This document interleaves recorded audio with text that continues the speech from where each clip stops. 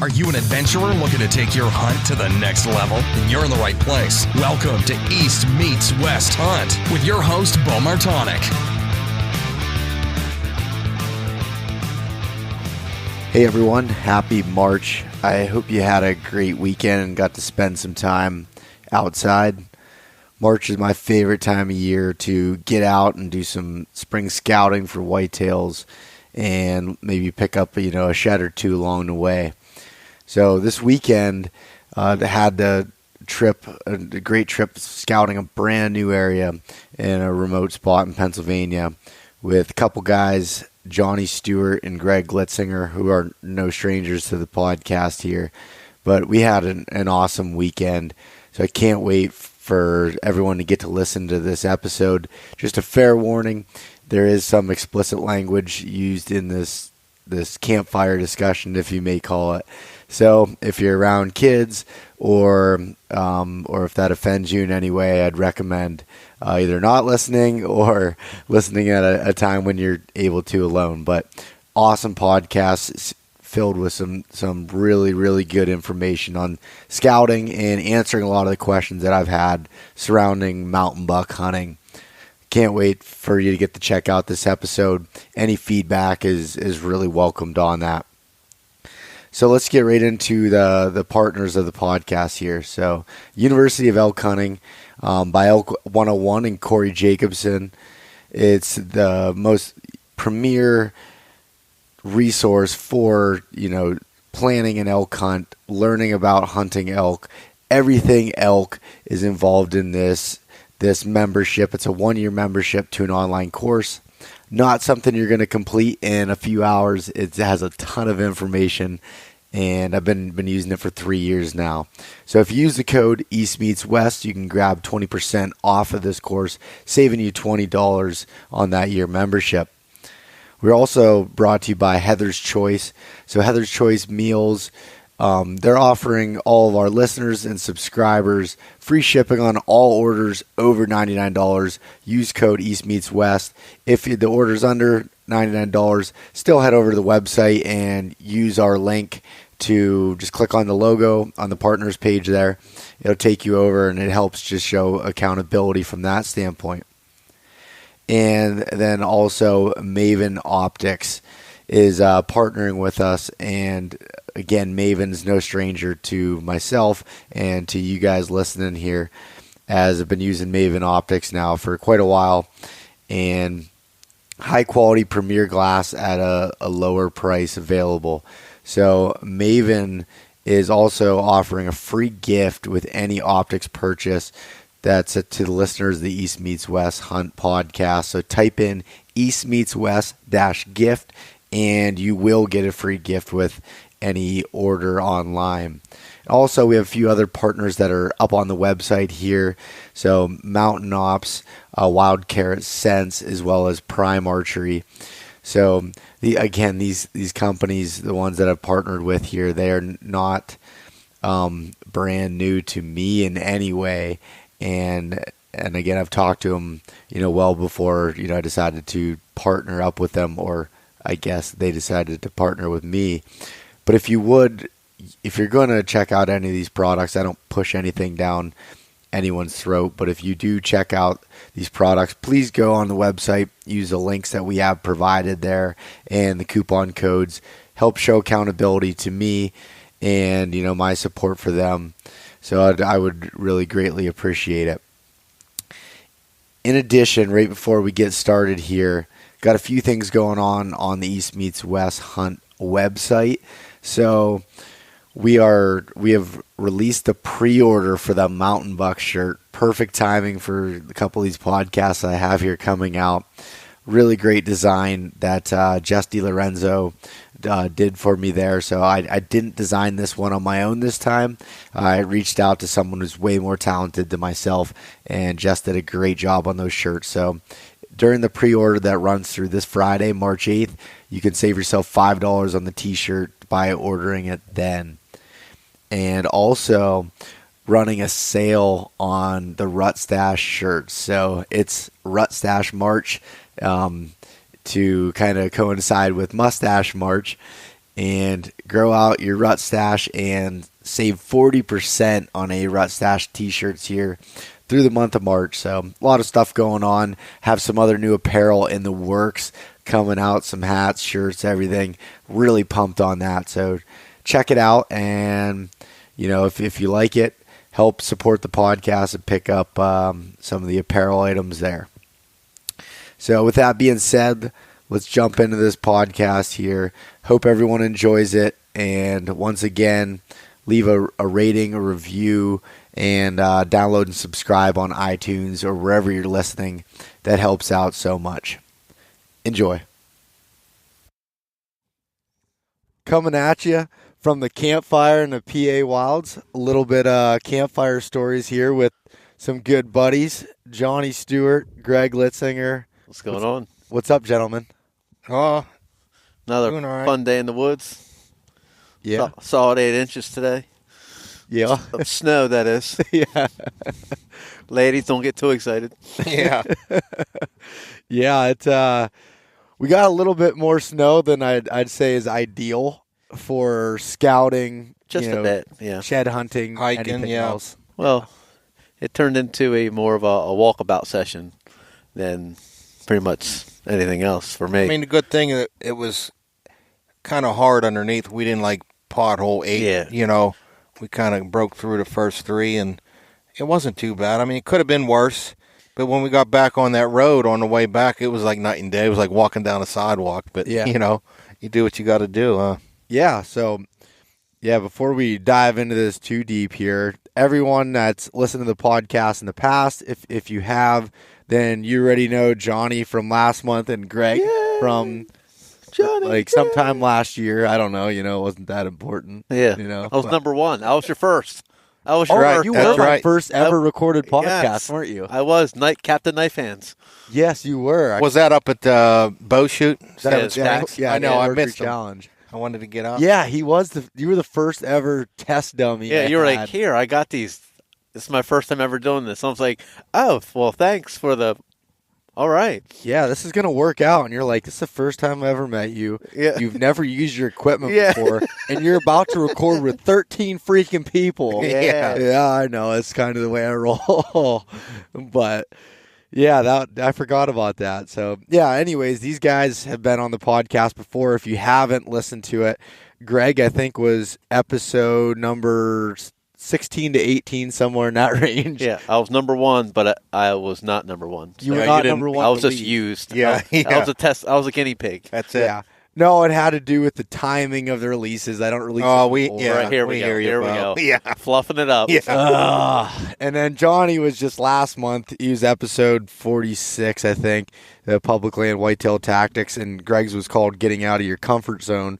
So 2 really good podcasts. If you want to learn a little bit more about their background, you can listen to those. But I don't really care to hear what they have to say about themselves tonight, so I'm not diving into that.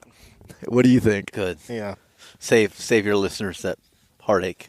Yeah, I mean, I don't want them skipping ahead or going to another podcast after listening to you guys ramble on about yourselves. Bunch of bullshit. Yeah, that's exactly. That's what we were just saying. My buddies, back in the day, oh yeah, go hunting with Johnny. He knows his shit, this and that. And then I'd get a new guy or something, guys that don't hunt as much, and I'm telling them, I'm going through how I see shit in my head. Oh, they've been here. This is where we're going to come through. I know it, this and that. And then at the end, they always told me, or my one buddy in particular, Ross, said, you always say, yeah, they're going to come through. This is the way to be. I think this is where to be, maybe. And then he's like, I'm following you. And then you throw the maybe in. I'm like, well, maybe is because how do you see it? But this is how I see it. You know what I mean? But am I seeing what you see? Maybe something, even though you don't have that many hours in the woods. Maybe you have an idea that I don't. That's why I throw the maybe in her, because there's always room to learn. But get smoked out. So yeah, everybody has their own idea. Whether you're new at hunting these big woods or new at anything, you have your own mind in how you see the deer, how they move, and you got your own take. So that's what I always say. I can learn from someone that hasn't done it. Like, what about this? I'm like, and then when I go with people, I say, what do you think? What do you want to do? We could, well, let's try it. I don't know. Everybody's always learning. Like whitetail, it's like always learning from Greg, Yeah. Bo, me, someone I that, mean, we're all bouncing around. Like we all hunt different ways. You know, I'm an October primarily terrain bed hunter. You know, Bo's a rut hunter, and like you're the late season guy. Like there's a lot of ideas bouncing around today. Yeah, that we got all these years of hunting between us. You know, we probably got 60, 50 years, I bet you, between Greg and 50 me of them are your guys. Yeah, that's old time. Old as shit. I'm almost 30. Bo's like, yeah, I'm getting old. Yeah, I'm almost 30. I'm getting old. I know. I'm pushing 27. You know. But you spend you get guys like that to spend so much time in the woods, and Bo has his take on how he sees it. Greg has his take, and I was like, when they talk, I listen. You know, it's like, oh, this is how he sees it, and I don't associate with Greg much, but being out in the woods with him, and I listen to him, and I put that, in my pocket. I'm like, this is, just listening to him to talk and describe.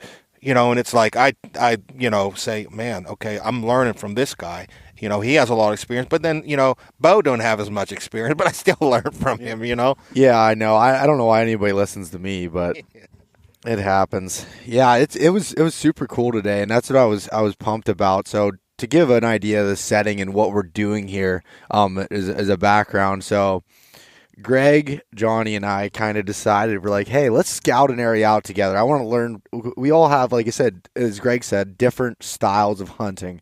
So I said, I had, an area I want to check out and scout. I've never stepped foot on the ground before. It's steep, mountainous type country in the Pennsylvania Wilds region. And Greg's like, hell yeah, I'll drive out there. And John's like, let's do it. Let's pick a weekend and let's do it. And let's make a camping trip out of it. Let's make a whole, thing, and let's learn about this. So basically, I mean, it wasn't just throwing a dart at the map. Like, I kind of looked at it and figured it looked like a good area for deer. And so we made it happen, and that's why we're sitting here. Like I said, it was more of something I wanted to learn from these guys, and I think they kind of had the same, mindset, learning from each other to better ourselves as hunters and trying to figure out the elusive whitetail. But yeah, so we're sitting here around a campfire. If you hear us by the way, if you hear us start choking or something, it's because John keeps throwing. We need some light, need some heat. Yeah, well, he's doing a good job with that, actually, and I have to give him credit. He started this fire with wet wood, sticks in the snow. Yeah. Rub two sticks together. Basically a Boy Scout, Yeah, he just took his shoes and used the rubber on the bottom, got them hot enough by rubbing them back and forth. Little friction. A little friction got her going. Pyro Johnny. Yeah. Yeah. But yeah, so we kind of we talked a little bit ahead of time about the area, and we all we were sending screenshots back and forth on little kids, like schoolboys. Yeah, it was a funny text message group. And my other friend Michael Palladino was supposed to be here, but he got sick and wasn't able to come. But so we missed his different outlook on it as well. But yeah, our text group for the last few weeks has been hilarious. We sounded like, we were two teenagers. Little kids, 3-4 little kids. Yeah. But it's nice having someone with the same passion, because a lot of my hunter buddies are not weekend warriors. They hunt hard, but it's like they don't have the passion. It's nice to get around people that are passionate. Just being here with Bo and Greg, it's like you get energy from these guys. Same vibe. I can just run through the woods knowing that they have the same mindset, and it just makes like fuel for the fire. You know what I mean? It just get it? Fuel for the fire. You know what I'm saying? That was good, John. Yeah. That's why you're the fireman. Yeah. Yeah, and then I don't know, today, I mean, and not to sound, I got to watch how I use my words here, but not to sound cliche, or that's not what I'm trying to use, but I couldn't wipe the smile off my face. I was so happy to be out today, and just I think everybody was just, and that's great. Like I said, everybody's the same wavelength. It's like, oh no, it's just like, we all separated. Yeah. And I'll end up back together with no self-service, just yelling like little kids. You sounded like we were doing deer drive. Yeah. I wasn't sure Greg scream if he was actually hurt or what, but Well, he had an orange shirt on, and we was looking for the orange shirt. He's on the other mountain, and he takes it off. Orange hot, man. He's Putting on it that work. other hill, but I don't see any orange. yeah, he dove down into one of the steepest valleys that I've seen, had to come out of it. So I give him credit for that. We come back and his hat's freaking soaked. And Yeah, he was wet. sweating.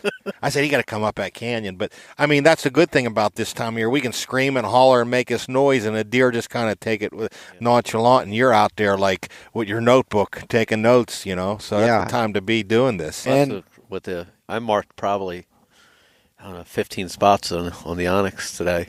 yeah, Like I got that rub line, that elevation. There was just an awful amount of rubs on that one elevation. I'd go 50 foot above or below it and just nothing. So I was like, all right, that's a good cruising route for a buck at the top of that draw. And I said them points, all that bedding, rubs, just a good day. yeah. And just so if you're listening to this as it released, this week at some point, I'm not sure an exact day, but over on Onyx Hunt's Instagram page, going to be doing Instagram takeover on their stories. So I'm filming this whole thing just on my cell phone and then some DSLR images to kind of go through the whole story and our process to scouting this new country and just having a good time at camp and, enjoying a few beers as always, as we got back here, some dinner and everything else. So check that out if you're listening to it live. If not, I'm sure they're gonna save it, or I might Hopefully. find something else to do with it. Yeah.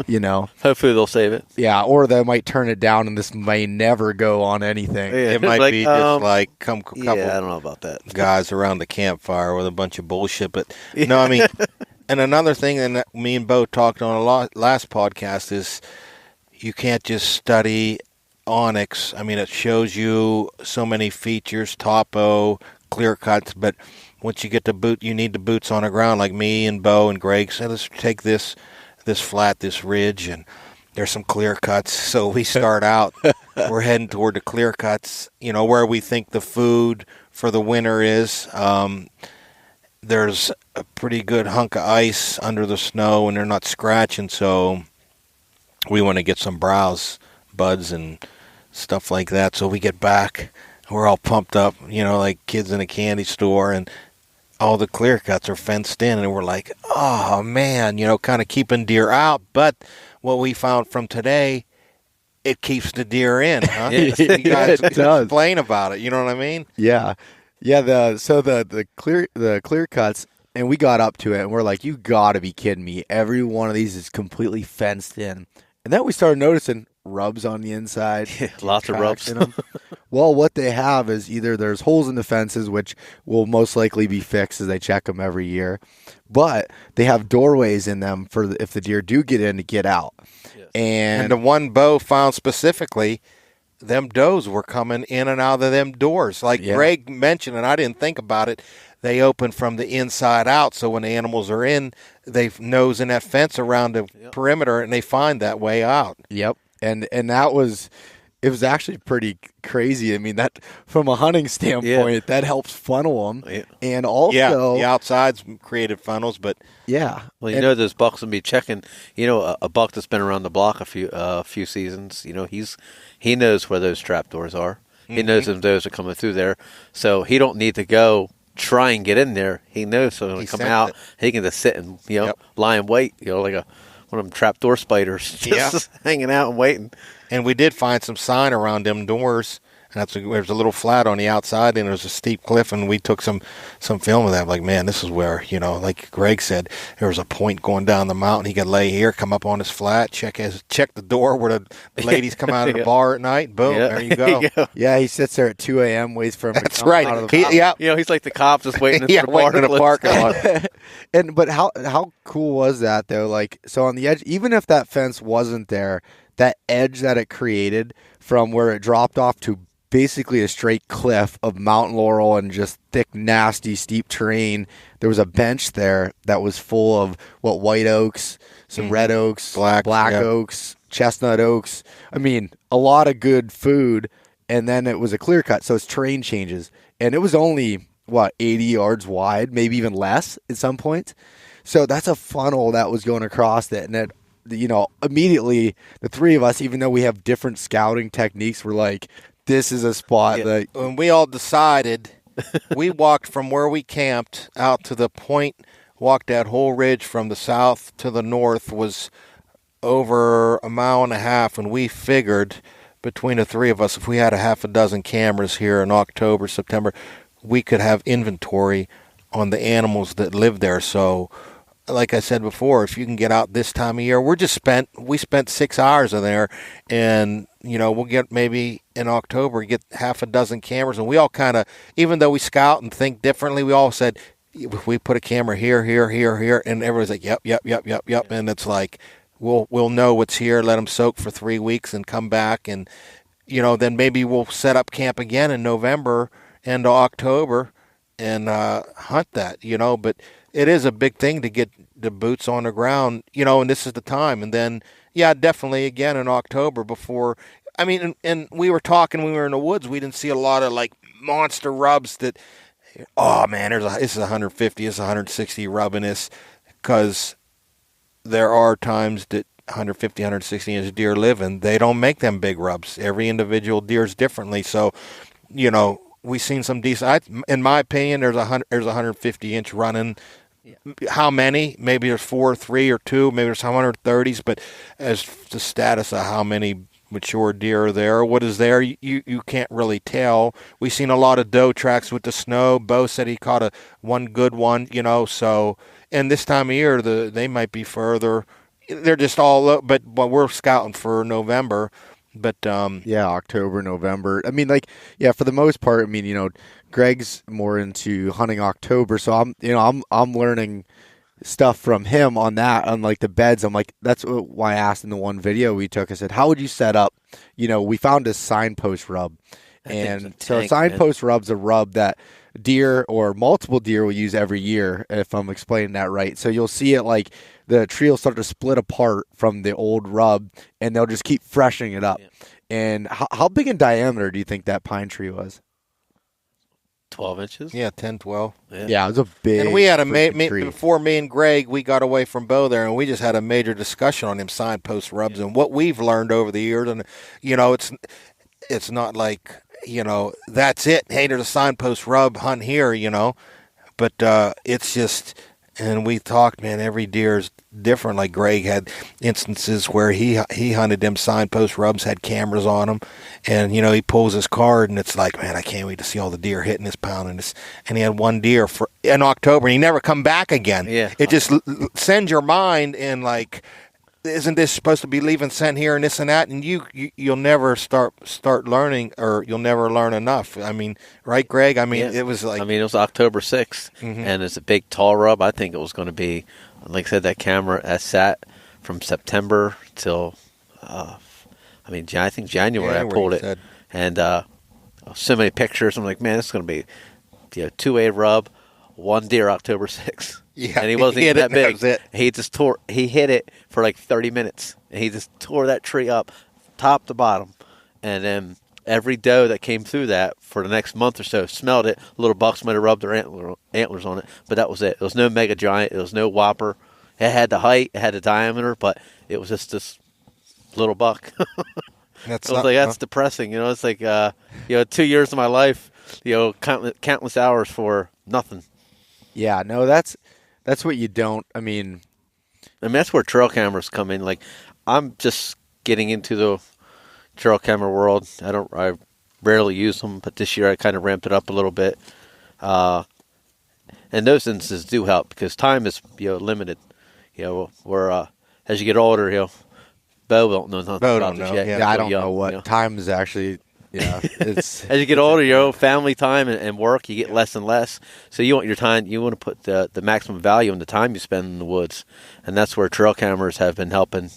Both Johnny and I, and I'm sure Bo. Yeah. To make sure you're in there when you need to be, and sometimes that camera's got to sit for a year or two to get that intel. And then you kind of use that intel. I tell people all the time when I go into a new area, I give myself 3 years to kill a You're deer. right. You're right. You know, a lot of guys want to do it right away. There's just too many variables. Here, you got thousands upon thousands of unbroken mountain terrain. You're not going to figure it out first time. If you do, it's 90% luck, 10% skill. Yeah. And you could rely on the topography and the wind and that. You would. But these deer inhibit this area in their own way. And then I've even seen bucks, mature deer inhibit an area. They die, and another buck moves in, and you see how he puts a twist on that. So he might bed here and still check him, but they just kind of, it's all, and then you don't know that till, like Greg said, you put a couple years in a spot, and like an observation stand, you get in, and you think in your head how it's going just from your experience, and then sometimes that ain't it, and that's why I always say when I get out there and I find a spot I want to hunt, I thoroughly scout as much as I can, because most of these places, like we discussed, Greg even said that we're hunting public land. These deer grow up, ain't that right? Yeah. Knowing only public land pressure.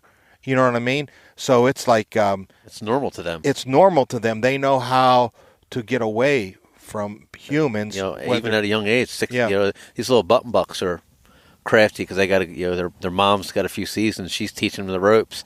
You know, and if a button buck has an alpha doe, you know, she's her mother, he's ahead of the learning curve as some other bucks. When he takes that that leap of 1.5-year-old, the mom kicks him away. He's smarter than most 1.5-year-olds, and that's the guy that's probably going to make it. You know, you're right, and that goes a long way in his life. You know, and you know it's just year after year, these deer, they're just getting smarter, and the more pressure they put, the smarter they still get away. Well, it's the predator prey. Like they're constantly evolving. Like if you're doing what you did a year or two ago, you're already behind the 8 ball. You know, right. that those deer have already caught on and they've made adjustments. And if you're walking the same trail, hunting the same tree, going in the same time, same year, that deer's got you. Or any deer that's been around is like, I mean, that's, you know, those does, you hunting a certain woodlot, and that doe knows when you're in that woodlot, and everything's in your advantage, and she still knows something's not right because she's been around you. She's got numerous hunting seasons, and she's teaching those, you know, her kids, and you're just like, my goodness, it's just, you know. And that's the truth. They're just so, and they never cease to amaze me. It's like, oh, and it just keeps going and going. But, and like eSpot's, like Greg's going back to the 3 years, and that's the truth. You think I know I'm going to hunt here, and that's why I said I thoroughly scout as much as I can, because the scouting don't put pressure on them because they're already adapted to pressure. Yep. So you just kind of, you know, use other hunters to your advantage. And they said, like, we look at we were all looking at the onyx, and some hillside was bare. I didn't expect to find any deer sign on that. I expected to find all the deer sign in the laurels, which I did find, you know, some good rubs. But all the beds were in the open timber. The does were bedded on the leeward side of the thing, right out in the open. Yep. Like just found a little high spot, and boom, they were bedded. And I thought that was amazing because there was just no cover, just open. But and me and Bo were on the ridge, walking the ridge. Greg was down, and we kind of, normal mentality of a rifle hunter or deer hunter walking that ridge, and you got a steep slope down there, and you just kind of peek, I ain't going down there. And Greg was down there, and me and Bo even said to each other, and we're go-getters, I bet there's a trail about 100, you know, just out of sight, the top 2/3 of the mountain. You want to go out there? Let's just keep walking the ridge. And that's when Greg come up and sweating his ass off. Don't worry. We let him do work. And, you know, it's so, like, when we were looking at this training, it's funny, like you said, that it's hard until you get the boots on the ground to really know. Like, we picked out those saddles that came up, and those ended up being the 2 best spots from and then the point. But until you get in there and can actually see, then that's where you really fine-tune it. That's where you pick, all right, here's where I might set up. But to Greg's point of about taking, say, 3 years to figure out an area, you are going to mess it up as far as you're going to go and sit in a tree and realize you should have been in that tree. Yeah, and your entry and exits in the mountains, that's critical because, you know, deer can pretty much bed wherever they want. They have a general bedding location, does or bucks, but, you know, they might just bed on this cart road because they're lazy or it got daylight and they're like, oh, shit, I got to bed down before I don't get shot, you know? And so you might bump that deer going in or going out, and then that just fucks up your whole trip. It's like, I swear they have a communication, and I know they do, but it's like, you bump one and somehow the word gets through the community. I don't know how it does, but it's like, this dude's coming in from There's a horn. he's barking. Yeah, something's happening, and it's body language. You see how one acts all weirded out and geeked out. It's like, and he's like if you bump a deer, like if you're in a tree stand, you ever seen them ones and you bump her and she got her tail and she's walking weird and she starts walking toward the other one. It's like, hey, motherfucker, there's some dude up in that tree, and they don't say anything, but it's like they all know, like, what? You didn't talk. She's walking with the limp. Yeah, something's happening. Yeah, I mean that is true, because you'll see some does that they get a little spooky around you, and they'll go to other like feeding does, and those does, they can see it. It's almost like body language, like eye contact, like they get like the fear of death in their eyes. But all the other does like, wait, what's going on over there? Wait, what? All right, and we're just going to run away, and like you're like, why are they running? Why are they all running? You know what I mean?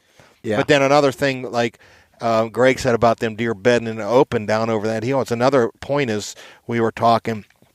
We were about 1 to 3 miles from a road, so that's another reason why they weren't too worried about cover. They were down over the hill. Maybe the guys were on the ridge if they do go back that far, but you can't see them down, like he said, about 100 yards down, and you're at the top looking down, you don't see them little bumps where they were laying. Especially when you got foliage on, like during, when there's any type of leaves, you can't see where those does are bedded. You would need like a spot and scope, and you would literally have to sit there and pick them out. Spend time, actually scouting that little hillside, which very few people will do. Actually, you're right, and I mean, we're all optimistic. I could tell, realistic, but all optimistic hunters and friends, and we even though there's snow for this weekend that we planned, and we were like, should we go? Like, yeah, fuck. Use the snow use what you got to your advantage. Snow, let's find tracks, let's find beds. Like Greg, come up, there's doe beds all on there running at elevation. And also, too, out on a point, come up in November, there might be snow. And these deer might be bedding in certain spots from that when you get heavy snow. So this is where they bed out in the open what they're to doing give when the snow's the deep, site, because maybe they get hunters going those thick mountain laurels. So maybe those does are bedding in that open spots because they're safe, because it's during the snow. Nobody's going to be on that on that hillside. They're going to be over in that laurel, and those does are like, yep, I see you. And I kept looking more for cover, hemlocks, and this is me and Bo hunt areas about an hour from here, and the terrain habitat is John, don't be giving out how far things are from things. People start figuring out where we're at. It's big. I know. I know. But anyways, it's like, I'm like, Bo, this is, and I started initially looking for that cover, bedding cover, and then, and like Greg said, hey, leeward side, boom, there they are, right on that little bench, little bumps laying there, wide, nope.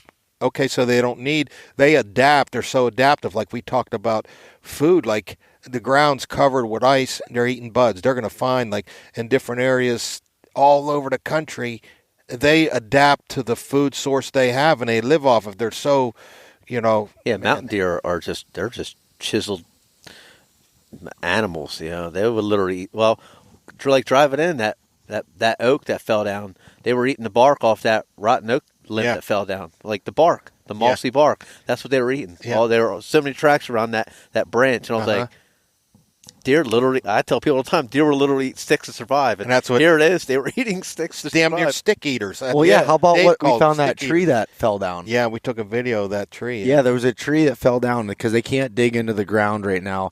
Every end of those branches was nipped off. Up to probably 1/4 to 3/8 inch. They were gnawing on that shit. Yep. Yeah, they were just eating the sticks. And, yeah, like you said, these deer are so adaptive because they have to survive. And then we did find, because John was talking about, like, in areas in Ohio and other places, that when there's no acorns, you're shit out of luck because it's all just brown leaves, under the ground.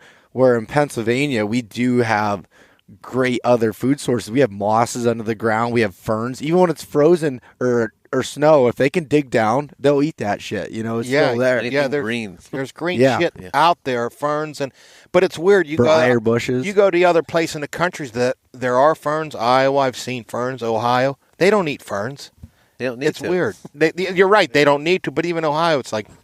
But here, I mean, they live off of ferns and roots and stuff, and it's just like. But then there's an area I hunt in PA. in the big national forest that it's acorns, spotty oaks, and for 8 years I checked these couple spotty oak places, no acorns, and then all of a sudden 2 years ago, boom, they were falling, and they were deer sign in there like you wouldn't believe because they were in there like a magnet. And then late season I had cameras.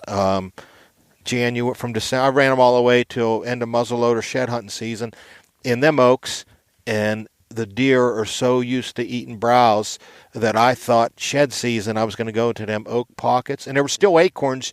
You see them in the spring because they're starting to root. They're still meet them. It's not like a rotten acorn.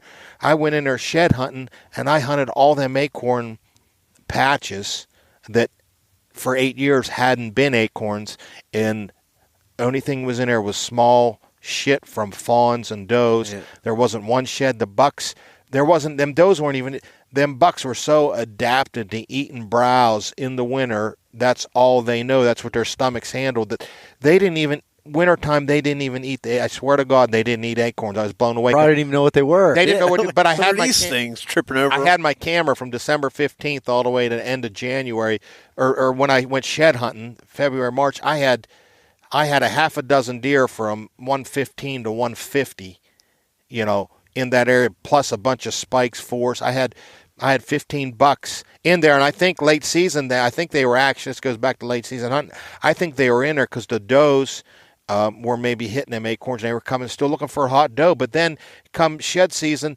they're out, they're eating they're browsing. They didn't stay there through the spring and eat the acorns that were left, and I was just so blown away. That just says to me, like, they don't have to eat acorns. They're so adapted to living and eating the browse, the twigs, the little bit of green stuff, where other places they're gonna pound them acorns, and they're just such an adaptive animal. They can, it's just mind blowing. We're all just like and blown away. and that's what's so tough about hunting these type areas too, is depending on, so an area like this that does have oaks and they are used to acorns.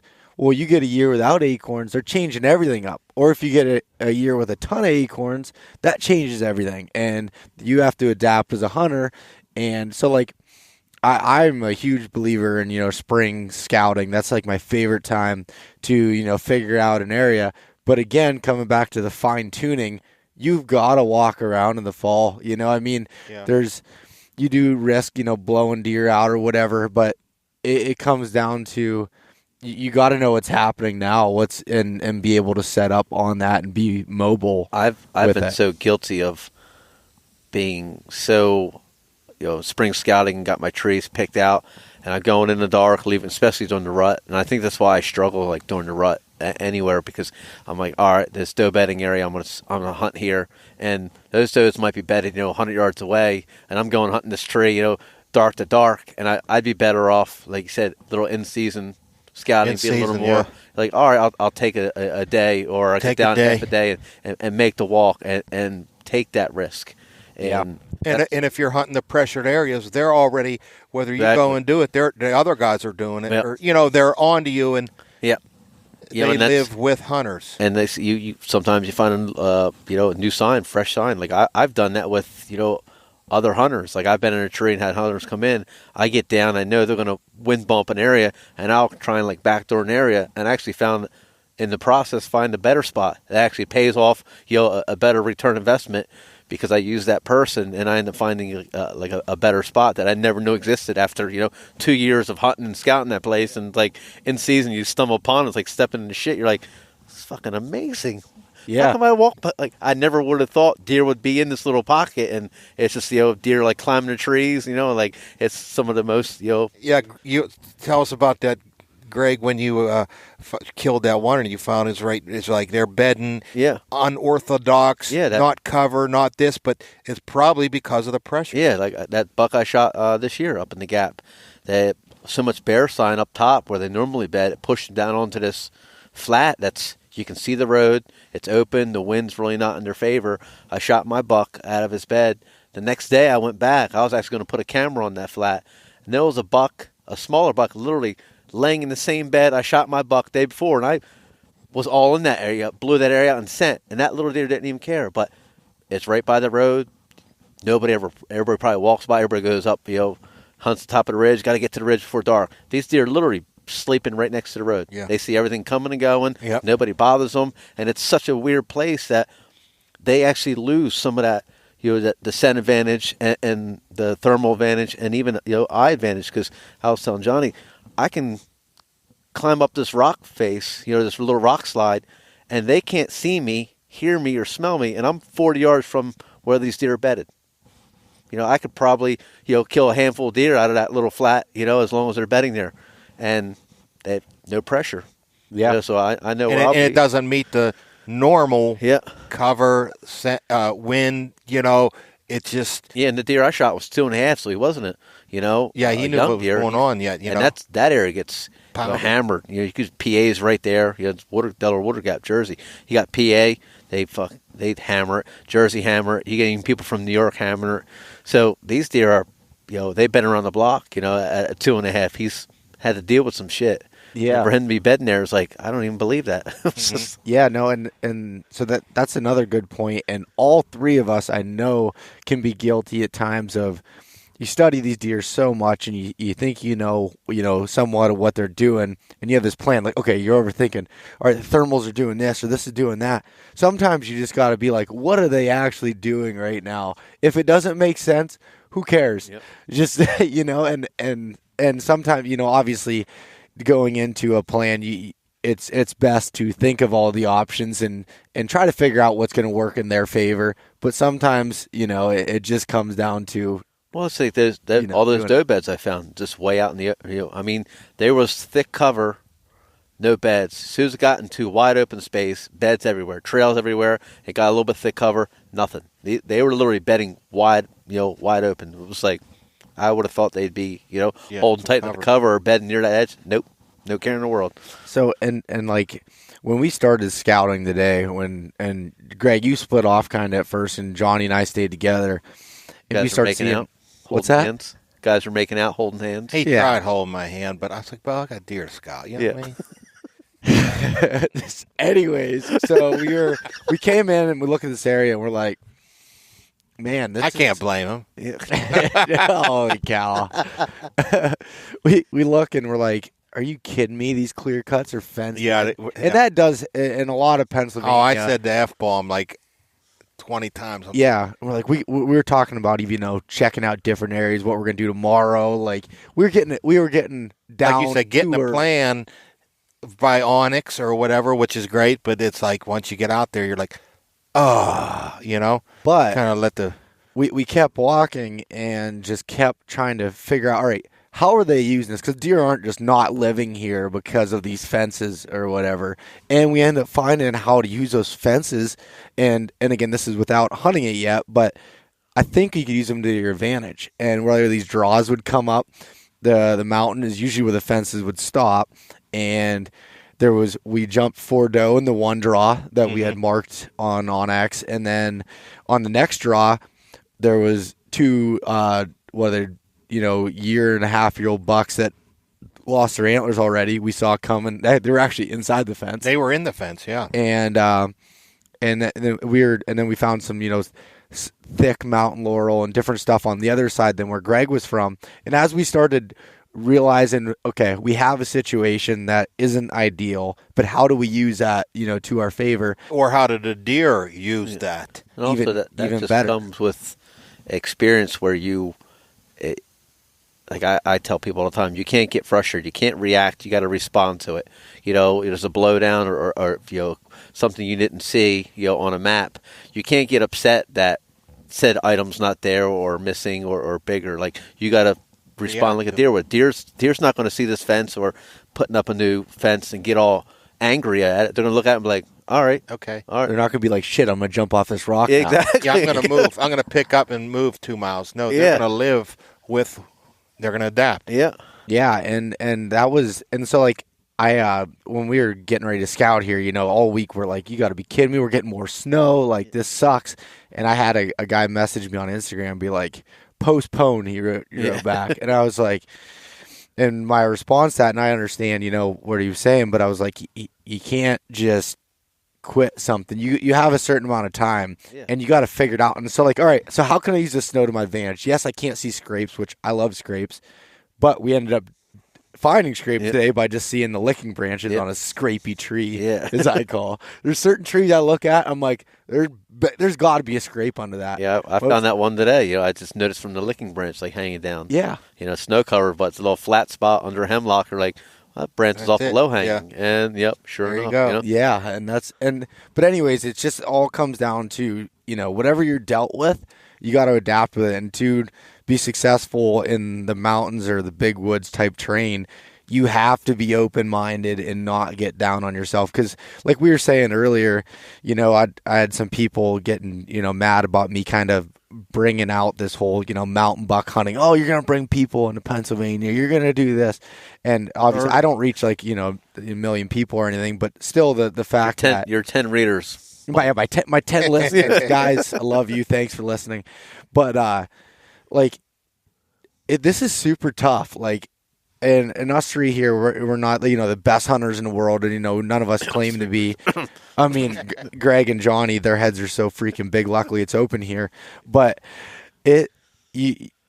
still, even with us, we'll go out and we'll go 5 days, or at least let me speak for myself. I'll go 5 days without seeing a deer. I've gone 3 years of not seeing a deer in the mountain. Driving up, hunting long 3-4 days at a clip. Yep. Granted, the deer density in Jersey is sometimes really terrible, but if you're not really willing to put in that work, like, don't expect that reward. Like, there's going to be more downtime than uptime. You know, and it kind of goes back to me and Greg got to talking about how you were brought up and like what you respect and you earn things in life to where you worked hard for what you have or where you are, and it just rolls into deer hunting to where you got to work hard, and then when you're rewarded with a kill, I haven't killed a deer with my bow in probably 2 or 3 years, but when you get them and you work to put all that time, all that scouting, all that money and all that cameras and all that time, you're rewarded with that kill, and it's just so much better than getting one every year or maybe going to an outfitter. Not that there's anything wrong with that. People are limited on time and they want to kill, but when you work hard for it, when you're brought up that way, and it's just that much better, Greg. I mean, the mountains will just humble you in so many ways. Like, I enjoy it because, like, I'm a flatlander, South Jersey, so for me to go to the mountains, I got to drive 3 hours, and I'll drive 3 hours, scout. Like, back in the day, had one day off, so I'd get off of work at midnight. I'd get like 3 hours sleep. I'd drive to the mountains, scout all day, and drive home so I could be back to work Monday. Yep. And I would take day trips to the mountain. Me and my buddy, Rick, we'd drive up and just hunt for a day. We'd leave my house at 1 o'clock in the morning, get like 2 hours of sleep. Yeah. Drive there so we could hunt. That experience, because time's limited and you got to make do with what. We can complain like, oh, we got time.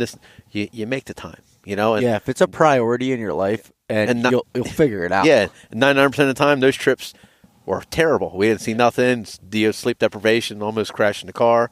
But other times when you kill a deer on those days, you're like, oh man, that's the greatest feeling in the world. Like, I literally come up for one day and smoked a giant. Now we're dragging this monster buck. 3 hours out of the woods. Like, that's stories that can't be written. You're right. Yeah, you got to live them. Yeah, I mean, this year, like, and I've talked about it before on here, but I went.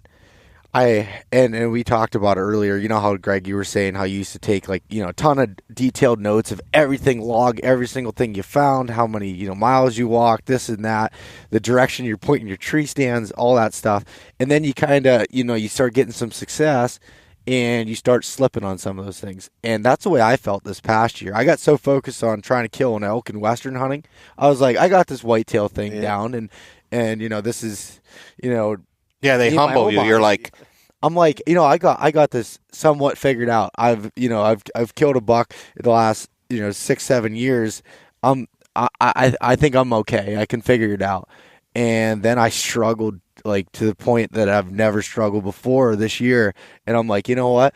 Every year you got to put in the work. You got to be focused. And just because you put in the work, like Greg said, doesn't mean you're entitled to a deer. I was telling Greg, I said, I had 3 bucks in 2018 or 2017, 150 to 170, and I knew these deer. I knew where they lived, and I couldn't wait till this 2018 season because I had 3. They were going to be from 160 to 180, and I was just licking my chops thinking I'm going to walk in there and poke one of these deer. I didn't get one of them on. And I know they made it through late season. I know they're alive. And I struggled to even get a picture of one on my camera. And it's just like, you're just like, They hit that. you kind of want to cry Yeah. all the time. hit that- they But hit you don't, if you don't give up. Yeah, they hit that You just 5-year adapt. mark. They just, they become, 2.5, 3.5. They're a special creature, and they get 4 or 5 or 6. It's like, why That's a are different you the animal. way that you are? Yeah. No, that's like my boy Hercules. That buck. I hunted him And for I kept 3 telling years. Bo, he knew the most about the deer, and I just said, I don't. You know the most about him, but he's at that age, 7, 8, 9, and Yep. he's doing things perfect. Yeah. Yeah, I mean, To I live. Even during I the went- rut, those deer were Yep. everything perfect. I went 3 years of hunting that deer. The first year he was about 160, and I wounded him. I just took Grazed the him, hair yeah. off. I grazed him and just misjudged the yardage right under his armpit and just sliced it. And I became completely obsessed over that deer. I hunted him the next year. I must have hurt him a little bit more. I cut him because his opposite side shrunk. He lost the point, and it just turned into a big club. And then the next year, he blew up into a 170 some inch deer. And this is a public land, mountain deer. And then this last year, he just disappeared on me. And I'm like, you would know if someone shot him. I spent so much time in here. You would think, I could miss him if he died, finding his dead head, but I didn't find it. And he could still be alive. And these deer They're so amazing. they don't do what you want them to do all the time. And you gotta, as much time as, I put in or think I put in, it doesn't mean you're going to be successful with it. Yeah, and it's the not knowing that drives you because you want to know more and more and more. Like Bo said about that deer, I know the same thing about the deer that I've hunted in the past. I think he made it. I didn't hear anybody about in the area shooting him. Did he die of old age? It's just you keep yearning to learn more. You'll never know, and that's what makes you want to know. But See, that's where all the deer I've killed, I've never seen before, except the time I killed them. I've never got a deer on camera I've ever shot. I've never found a shed of a deer I've killed. It's always been, I see him, I kill him. Mm-hmm. And in the mountains, like every buck I've seen in the mountains, this is the first year I ran cameras in the mountains, and I'm curious to see what's there. But at the same time, I'm kind of bummed because I actually know what's there, and it kind of takes that excitement out. It does, yeah. I love the not knowing, like, what monster can I see today? And that's what I love about the mountains because there's so much terrain. You would need 1,000 cameras just to cover that one ridge we were on, just to know exactly what's going on. yeah. So I personally like the not knowing aspect. The not knowing aspect of the and mountain hunting. That's why I was telling Greg about the deer I got this year in PA. I said I was tracking one, and in the snow, you just learn so much from.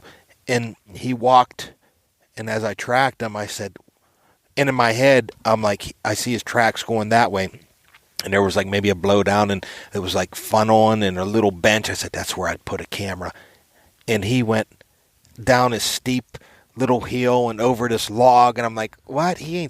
This was like a nice spot for a deer to walk. And you would put it, so it's like a juggling act. Do you rely on the cameras, or do you just rely on your knowledge and anticipate what's there? Because just because you got a camera in that nice spot where you think a deer's walked, you might miss them, But that anticipation is also great. I find with mountain whitetails, or even just whitetails in general, but any type of big woods, be it flat ground or mountainous, the odds of you actually arrowing a deer or shooting, or especially arrowing him because your range is limited, like you're literally picking a spot on the mat that you hope that deer is going to cross that day. It's not like out west you're spotting stalk mule deer or elk, like they're very vocal. Like these mountain deer, you don't see them until they're in range, and you're trying to figure that spot. There's so many places they could be. Like it's the ultimate chess match, and it's like you lose 99.9% of the time. And then another thing with that chess match is you're playing chess, and you're in your tree, and you think you're in the right spot, but maybe the wind comes across the back of your neck and heads out that way, and you're like, did I fuck my spot up? Was he out there, for that second? So you got to really be optimistic but realistic, and you can't just keep sitting like a lot of people sit in the same spot, which might work. A transient deer might come through and you might bang them, but it's like you got to really, it is a chess match. You're always thinking when you're in a tree or scouting, you're like, your mind never stops. You're like, okay, the wind come across my neck, it's going that way, I know where it's bedding. Man, I fucked it up. Did I fuck it up? Did I not fuck it up? Is he over there? You just like, so there's all these variables, like Greg said, you don't know, and it's just, you just keep and going, though. This year I came in with the mindset, actually it was partway through the summer and stuff, and then in the beginning of the fall when I realized that I wasn't getting Hercules on camera and there was a possibility that he was dead. I almost had a sense of relief because you could stop. Closure. I could be like, you know what? I just want to hunt a deer. Like I want to hunt, I want to hunt a mature deer, or whatever deer gives me the show that I want to hunt. Gives me the experience, I guess is a better way of putting it, that I want, and not worrying about a specific deer. And man, was that fun to be able to. You can kind of enjoy I bounced yourself around areas that I've never bounced around before, and just kept trying different things, and 99.9% of the time it didn't work out, but it was fun to do that. And then when I ended up killing one with a rifle, like I hadn't killed a deer with a rifle and I can't tell you how long, and that was so rewarding. Like I was so pumped up about killing that deer. It wasn't nearly the biggest deer I've ever killed or anything like that. It was just so much fun to be able to do that. And this goes back to the whole idea of hunting this type of area.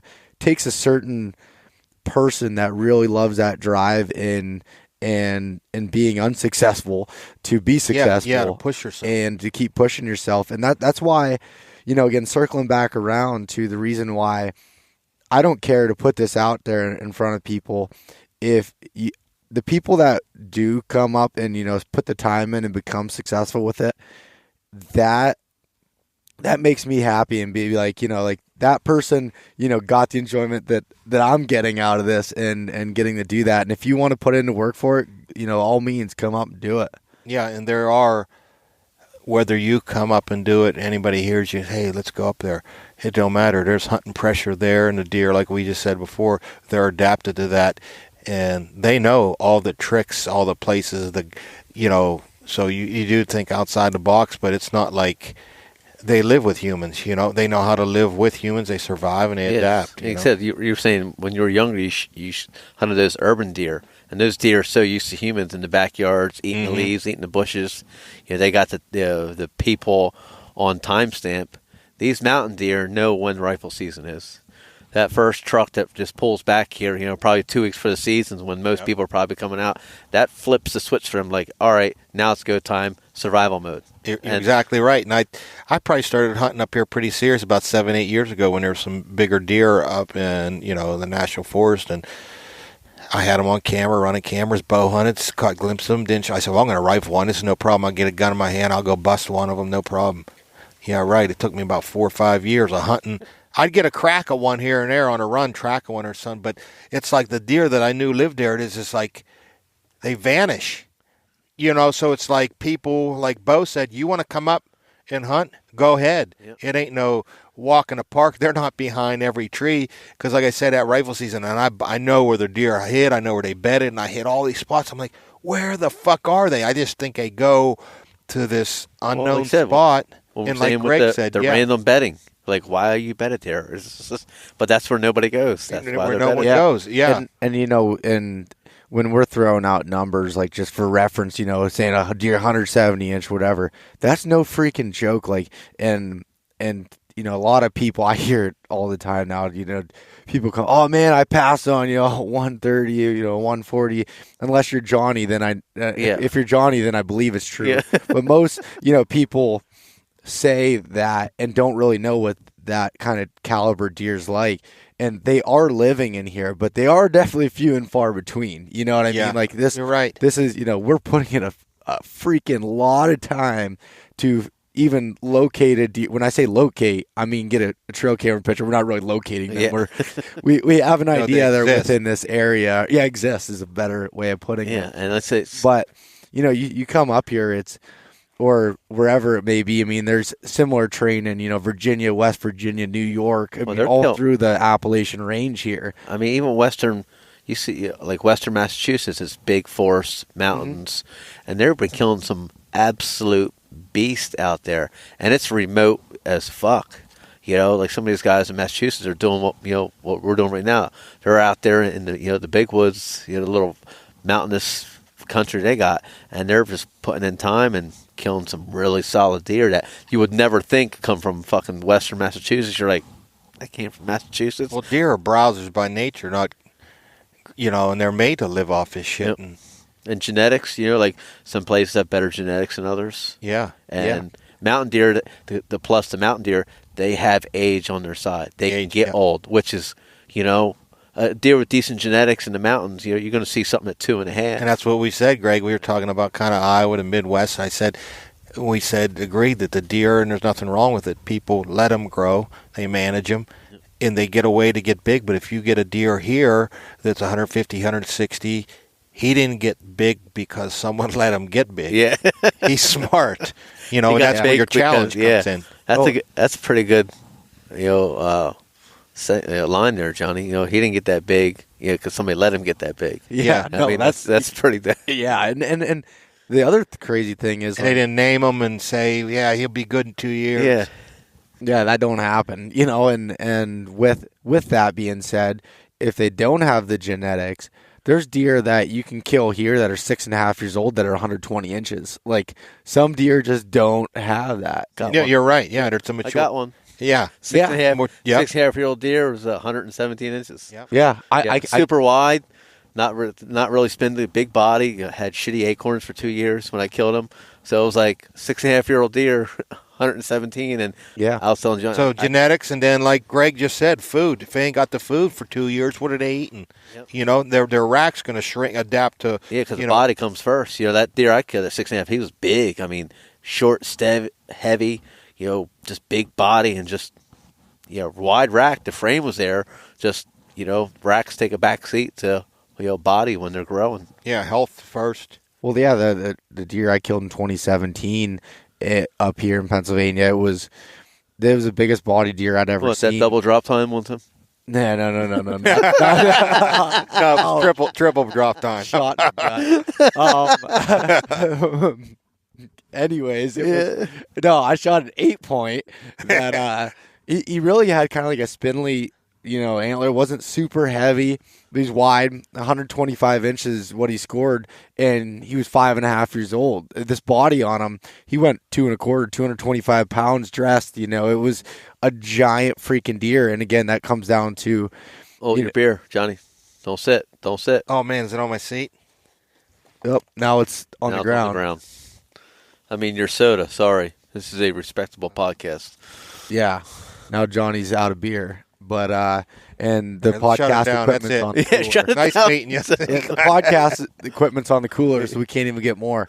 Yeah. Let's go back to Greg, the sign. We seen that signpost, and we had a big discussion about them rubs and how, and it just comes down to individual deer. Like 15 years ago, I come up here, and there was still getting to be some good bucks, or just in general, when you're young, you see that big rub, 8, 10, 12-inch, big, ripped up, and you just put your stand up, and you're like, here he comes, but it's like 3 years later, still waiting. Yeah, and he don't come by, it's just like, it's weird because just because you see that, doesn't mean he's going to come there again. And I even told Greg my theory that when I started running cameras 8 years ago, and not the signpost, but rubs in general, you see a cluster of rubs.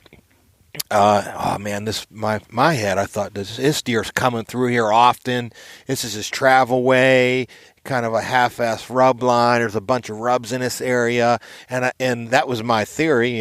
20, 30 years old, 25, and then I started running cameras on rubs like that, and or maybe a signpost rub, a traditional rub, and it's like I run it, and it happened more than once over time.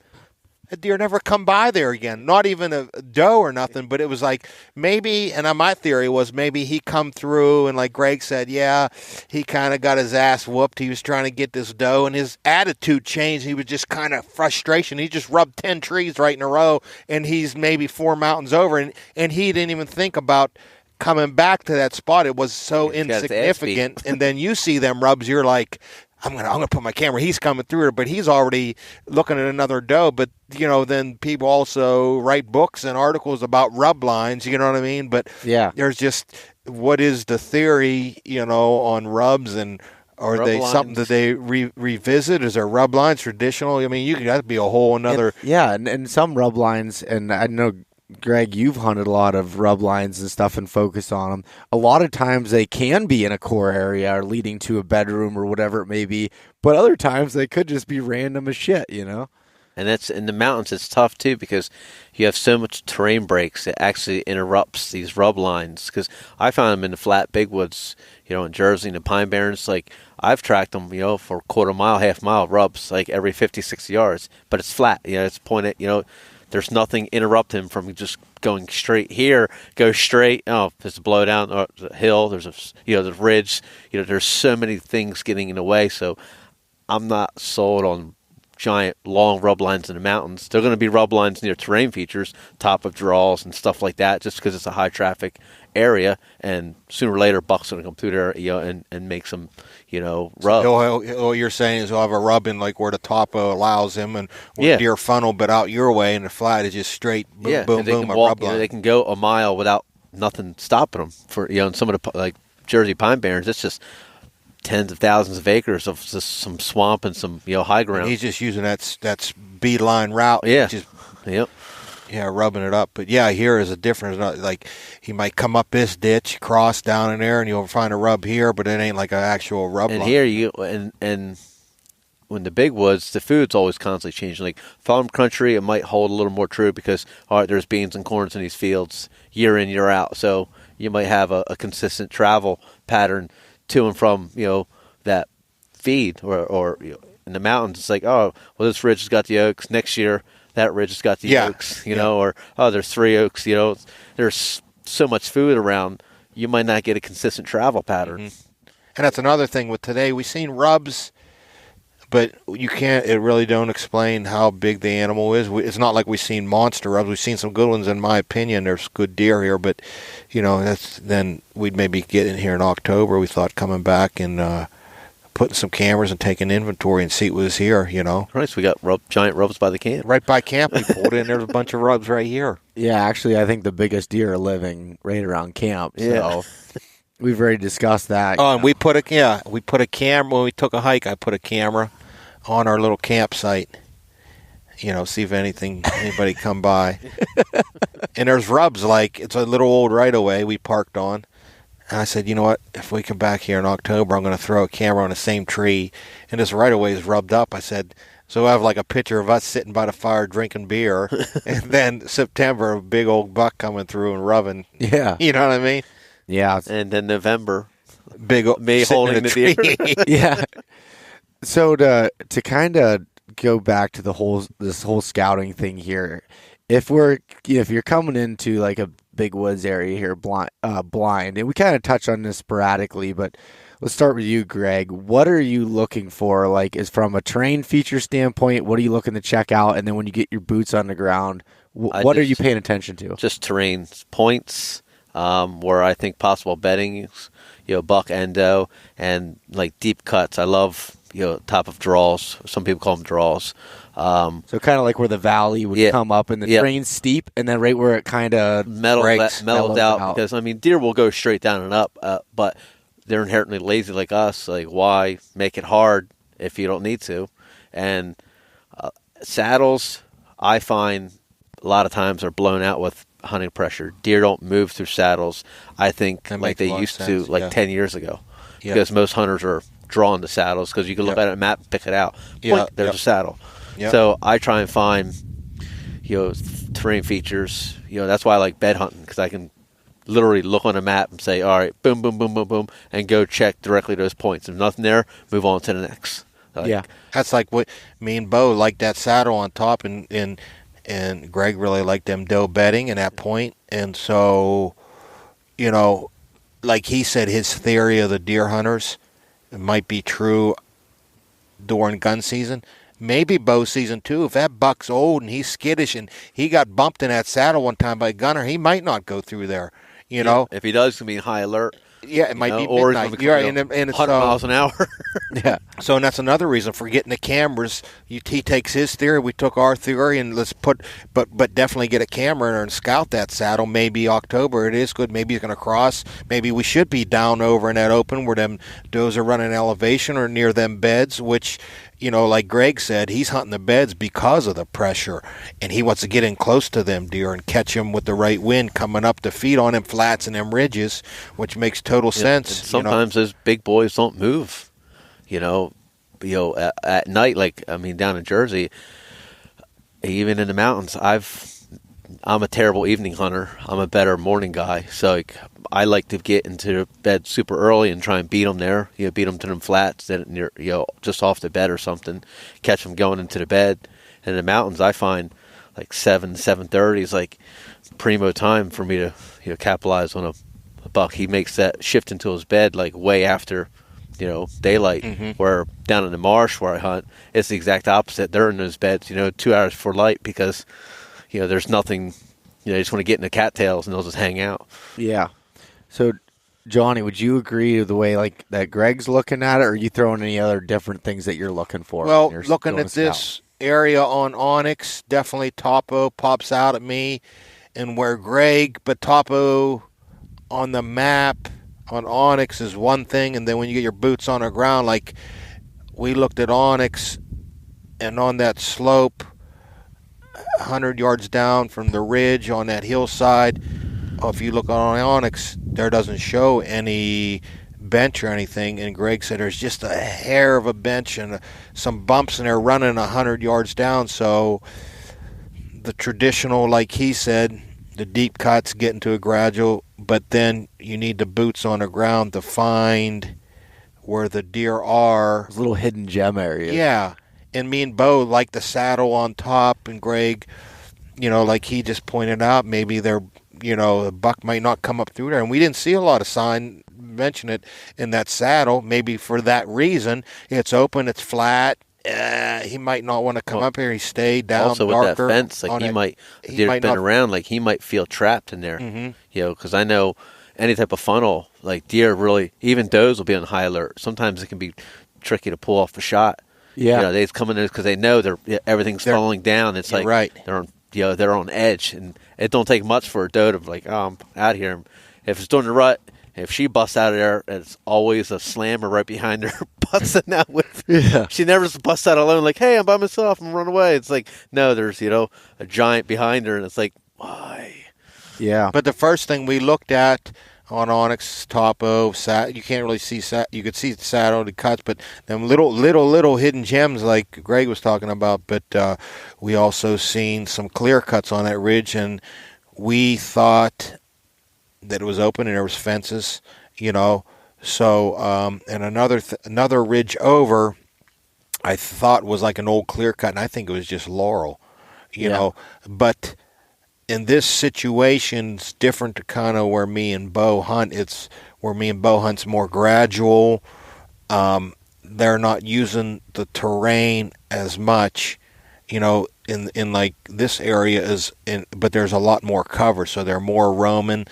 But in this situation, I learned, they're going to adapt somehow, and they're going to live here, whether they use that saddle or when Greg really pointed that out, that they're down here, that made sense, But going into it, looking, I was looking for cover, but the cover wasn't there. It was fenced in, not saying the deer ain't in there, but the cover was minimal. There was some, before I met you on the other side there was a lot of laurel, so I can see them being in there. But it's weird this time of year with no acorn. There's no food in that laurel. Just a big flat of mountain laurel. You know what I mean? So you got to kind of shift the gear a little bit and say, yeah, we're shed hunting. There's no food in that laurel on this flat over here. We're gravitating toward the clear cuts where the fenced in was. But that doesn't mean he could be laying in that flat during October, November, and staying in that laurel for cover if there's a mass crop of acorns. You know what I mean? Mm-hmm. So, like, I put that in my memory bank. I seen him at laurel on that flat over there. And then, that other flat with the fenced-in area, but the most part it was a lot of open land. So definitely topo was something to look at. But I learned every time you go into a new area, you learn something, and that snow helped us learn where they were bedding with the snow, or maybe hunting, and they might just keep bedding in them areas because of the pressure. They adapted to that. But I mean, just like every situation you go to hunting deer is completely different, and that's why it's good to have two other people that have their take on it, and not just your maybe tunnel. Like, that's why I said to my buddy Ross, "Yeah, this is good right here." It's like, maybe. What do you mean maybe? I'm like, well, because maybe you have it. Like Greg has his idea, and I'm with him like that. I'm like learning. I'm like. And we put all the pieces. Everybody got a piece of the puzzle, and you fucking put them together and try to see what the picture of the puzzle is. You know what I mean? So it helps to have a couple other guys that know their shit. How do you approach this new terrain for you, being that bow? It's different for you because of steepness. Yeah, I mean it's definitely different. So I've hunted steep terrain and like really steep terrain in like southern Ohio and stuff, but it was all just oaks. There was no clear cuts or anything, and it was shorter hills. They were just steep. And then where I normally hunt in the big woods, there's some areas that do have some steep terrain, but this is like bigger steep terrain and everything. So the way I kind of looked at it was, I love clear cuts. I love logging cuts. So I was looking for those, and the reason for that is one, it provides, if depending on the age of the clear cut, it can provide cover and bedding, and it can provide food for them.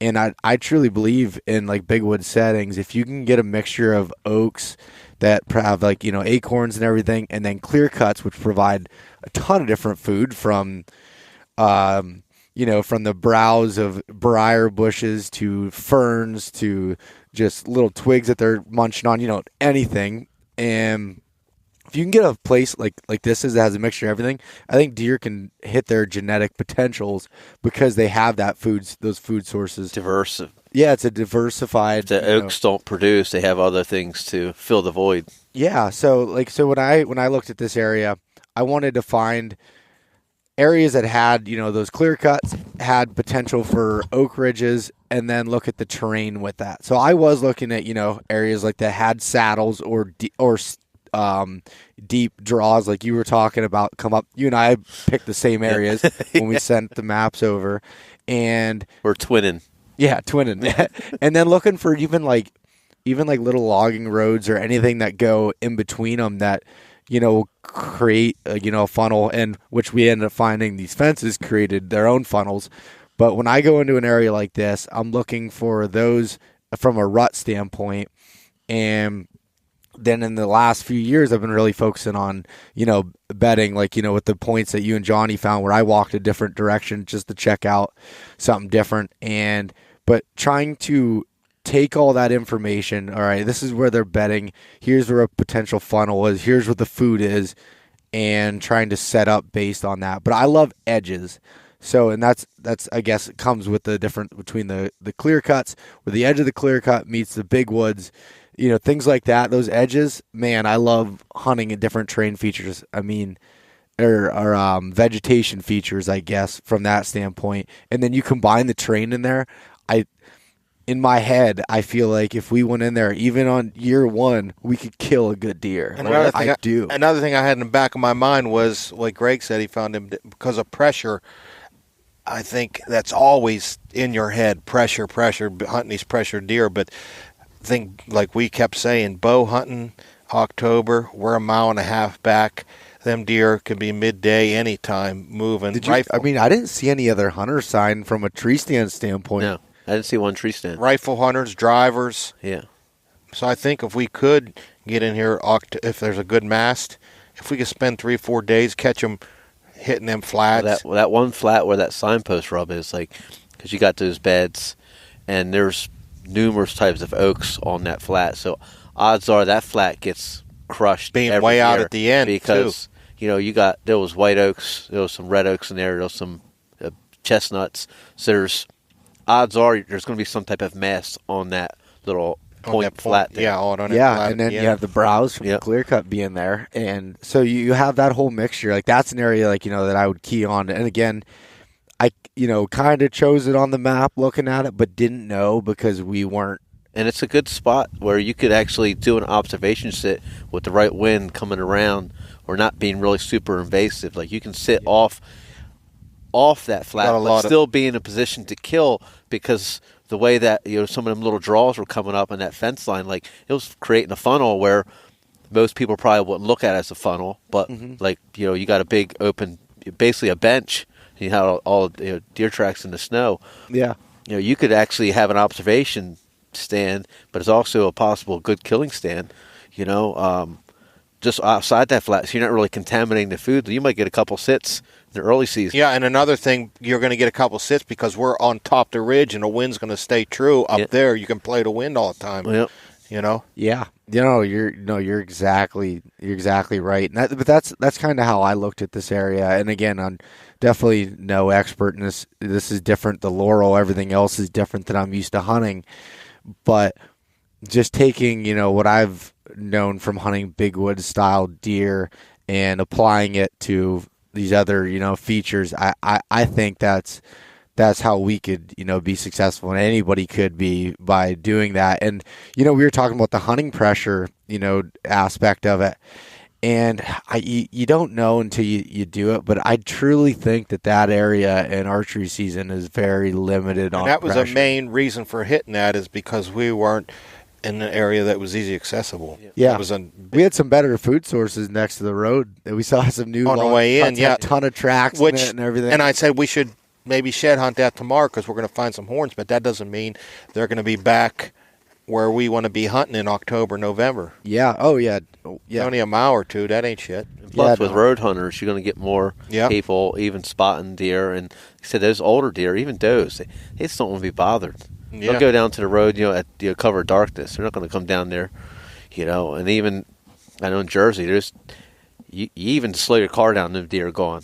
Like they don't even mess around. It's like skirt. You just put your brakes on, the deer like later. They don't want to be bothered with And what we have is an advantage where we're at now, in a lot of places in northern Pennsylvania, and as you get into other states too. Like we're speaking of Pennsylvania because this is where we're at, but we're so far away from any major cities, even little towns, that you're not getting the people that are hunting after work. You're not getting the people that, even just come for a weekend unless you're someone that has a messed up mind like we do. Most people aren't coming unless they have, a bunch of days to do it and are diehard about it. So really, you guys got Sunday hunting yet? Not yet. They said maybe this year. That's another thing that probably throws a lot of people off. People don't come drive up here to hunt a Saturday. For one day, Yeah, no, you're exactly right. And so I think from a hunting pressure standpoint, we have, in the area that we're looking at right now, this brand new area, without knowing it and without hunting it during the season, I think we're decent on hunting pressure. I mean, the deer are still going to be smart as shit because rifle season, bear season, there's people moving in here. We can't, go about that. But during the season, if we were going to be hunting in October, November, I don't see many hikers up here. It's not like a hiking. No, area. I don't see any. There's no hiking trails and shit. No. So you're not maybe a snowmobiler. Yeah, like during the summer, you might get some people four wheeling. Yeah, you might get in there first weekend and smoke one. Because he's not ready for anything. Yeah. He's been 3 or 4 months of relaxing, his guard's down. Yeah. Yeah, but like I said, it's really cool, and it gets me excited and rejuvenated when you go into a new area. And I talked about that, after I killed my buck this year. This is my fourth year hunting in this one area. And I had hunted a whole bunch of other areas. I bounced around a lot, but it was really focused on this one area. It was my 4th year. And I got the area not figured out, but know how the deer are using it to a point where I'm just like, I'm ready for something new. I love change. I could probably hunt that area for 20 years and keep dialing it in, but it's fun going to a new spot and the anticipation. Yeah, you don't know what's going to happen. It's a whole new learning sequence. You can never stop learning. 5 years to kill a deer in here, or it could take us one day and we kill a 5 minutes. slammer. You don't know, and that's what's so cool about it. 3 guys that have a similar mindset, different methods to achieve different it. methods, and I think the big thing is being optimistic and positive and adapt, and that all. If you got a couple guys that come out here and one guy's kind of like, I ain't walking way out there, it just kind of brings all the morale down. But if you get a couple guys that are on the same page, you got strength in numbers, boy. You're gonna be successful because you're gonna feed off each other. Like I said, if we decided to come up here in the first week of the season, we would, like Bo said, a good chance one of us would kill something or have something in range to kill. Killing sometimes isn't necessarily in the cards, but if you get just a mature deer in range, that's a win. As outfitters say, 90% chance opportunity. Yeah. I think we could definitely. But I mean, like you said, people come on up, try it out. But we're not the more I look into it, we're not the only state with big land and public land. This could be, I looked into there's West Virginia, they got big deer. There's New York, like you said, Massachusetts, there's Arkansas. They're just like Northern Michigan, Minnesota. Minnesota. It's just like you don't have to come to PA. You just go anywhere, find that spot and study it and learn it, and you know what I mean? Yeah, any state. Every state has a big woods, mountain, hilly type of, either big woods or mountain type terrain in it, that massive, tens of thousands of acres. And that's pretty much what that's the truth. Yeah. So it's like, don't say, these guys are in PA. If I lived in Massachusetts, I'd probably be doing the same thing about Massachusetts because it's there too. You just got to find just with a little bit different. You just, again, everything with whitetails and what, Greg, you and I talked about this in the last podcast you and I did, and John and I talked about it on ours. Whitetails are such a crazy animal because they live in so many different places. So whenever you go, and even you can have similar terrain in a different state or even 10 miles down the road and they're going to act a little different. It's just getting in there and trying it. And I can promise you, once you taste that success a little bit, it's so rewarding, and even more so, it makes you want to come back and keep doing it. Well, that's... we, all of us, say we can go hunt other states if we want to, and we do, but it's like I will not sacrifice my Pennsylvania season to go hunt another state for whitetails, or and that could be true for say New Jersey if you're there, or Virginia, or whatever it is. When you find these cool spots that are remote and have that adventure aspect to it, man, it's pretty cool. Well, that's my experience in the mountains is said I got a long drive. It took me 6 years to kill deer, kill a buck in the mountains. 6 years. And those 3 years of not seeing a fucking thing, like driving up there, spending 3 days, and fucking seeing nothing. When I say nothing, nothing. It's it's such a. It motivated me to scout, smarter. I was like, I'm gotta get a GPS because daylight breaks. You're like, where the fuck am I? You look around, you're sitting up in your tree stand, you're like, I don't even know where the fuck I'm at. You get down, you're like, I'm fucking completely lost. I'm in 300 yards away from where I thought I was. Because I used to have a compass and a map, and a little headlamp. I'm like, I think I'm heading in the right direction. Now, once I got a GPS, it was like a game changer. It was like, I can just go to this tree, and it's going to take me, at least 10 yards into this general tree direction. And that was like the best thing for me. And then I was like, all right, here's some deer. I'm starting to see deer because, I was actually where the deer were, not where, fumbling around in the dark. Yeah. And things have changed so much with that use of technology to help. It's for more of a safety reason and just for helping you become a better hunter. I mean, I always had the GPS and the chips and everything. I mean, now heck, all of us are sitting here on our phones with running them on airplane mode, being able to download the Onyx maps offline, use them, find the spots. We're marking rubs, we're marking, this and that, and we can go back and it automatically transfers to our computer, so we can sit on our computer, look at it, and try to take all the knowledge we learned and apply it to put together a plan to hunt. And and hopefully get to come share another camp together, sit around a fire. And I tell you, these type of moments are pretty awesome. Yeah. Yeah, and another thing is that we don't live close to where we hunt. Greg had 5 hours. I had 3 hours. Well, Bo had hours. six and a half. But it's not like you don't sit at home and say, don't be negative. Like, yeah, these guys, because they live. No, we don't live near this stuff. Well, You know I what I kind of do now, but I put myself in You're a situation. closer, but You're ruining the moment here, Bo. yeah, I know. Johnny was having a going moment. there, Bo. I know, well, up until this year, I'd lived in the Pittsburgh area, and I would drive 3.5 hours That's right. every weekend to hunt for one freaking day because Pennsylvania, we don't have Sunday hunting yet. Yeah, that's mind-boggling. But anyways, that's another I mean, story. going back to like the traveling, I remember back in the day, I'd go down West Virginia, down Logan, and I'd get up 2 a.m. drive myself.